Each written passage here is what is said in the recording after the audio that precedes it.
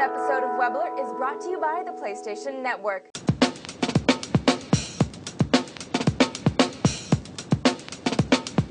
It's Monday, November 26th, and this is Webb Alert.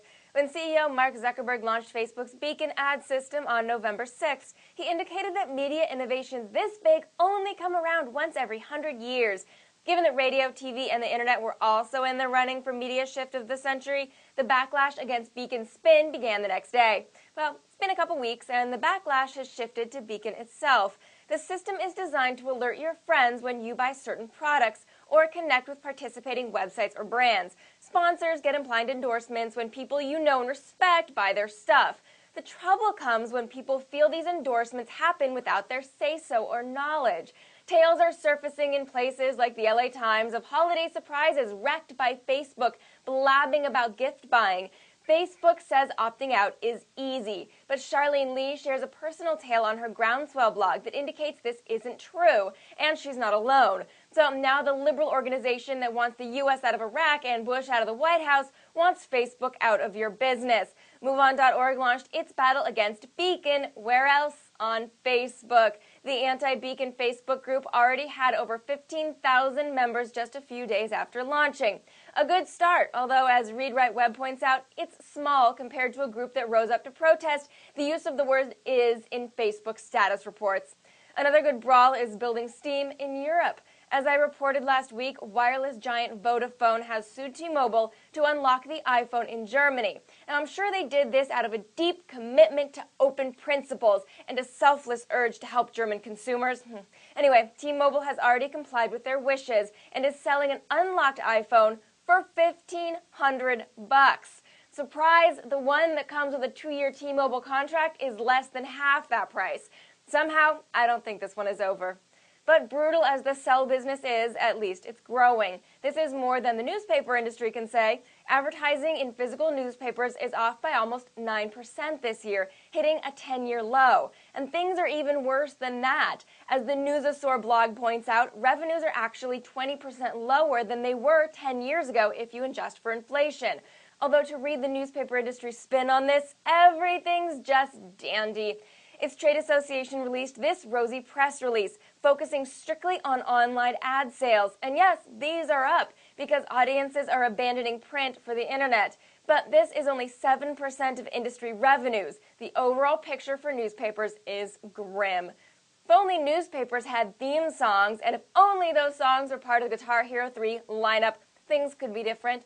Ars Technica got its hand on some SoundScan data and found that inclusion in the hit video game has caused digital sales of certain songs to surge by over 100%. The game's release had a huge impact on songs by The Strokes and Slipknot, but less of an effect on songs by the Beastie Boys and the Queens of the Stone Age. For full details, follow the links at webalert.com.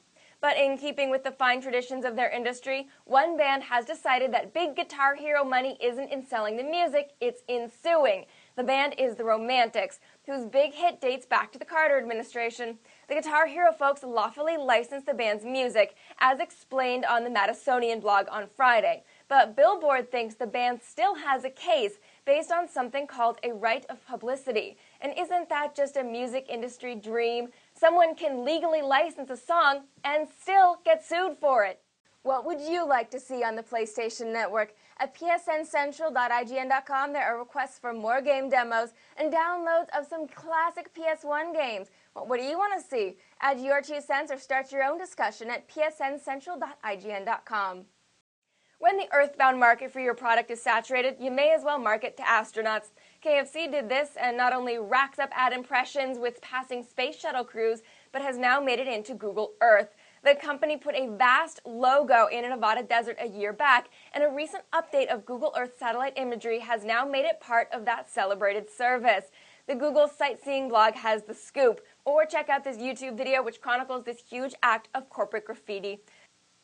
One product that won't need publicity stunts to hype for it is the Amazon Kindle. It's not clear exactly how many of these things were made for the first wave of orders, but Engadget reports that it took just 5.5 hours before they were out of stock. By this weekend, Amazon's site was reporting that newly ordered Kindles wouldn't ship until December 6th. Sounds like Amazon got an impressive stampede going for the things. A bit less impressive is the customer feedback. Based on over 600 reviews by this weekend, the average rating was a meager 2.5 stars, with over 200 customers giving the product the lowest possible rating of just 1 star. And finally, I have another holiday gift idea for you from ThinkGeek. Now, this is a t-shirt that's going to let you wardrobe drive in style. This is a Wi-Fi detector shirt. All you have to do is you just pop in some batteries in the bottom, and it detects nearby 802.11b and G Wi-Fi networks, and it even displays signal strength. I have 5 bars because my network is awesome. The battery pack and the light-up decal are removable when you want to throw the t-shirt into the wash, which is important because no one likes a stinky geek. It's actually $30 at ThinkGeek, but if you follow the link at my site and you enter the discount code provided there, you can get $5 off orders of $25 or more and $10 off orders of $50 or more. Now, this offer expires on November 30th, so get on it and happy shopping. That's it for today. Thanks for watching Webb Alert, and I will see you tomorrow. Join the conversation at psncentral.ign.com.